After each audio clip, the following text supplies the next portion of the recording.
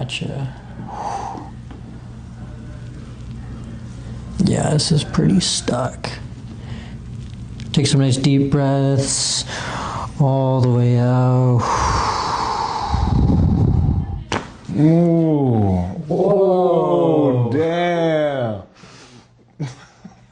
That was, jeez. That was so good. Never had my neck cracked before. That was the first time. Blew up. Like, how long did you play football?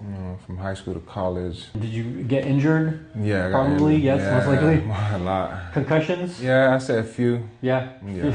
So you're like this is pushing out, this is rotating in.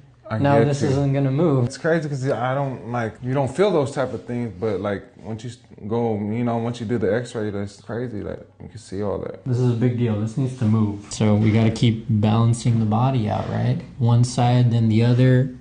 Oh, God. I don't know which one I like better. Those are great.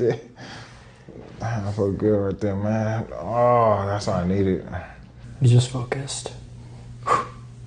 Oh! Oh! The calm before the storm.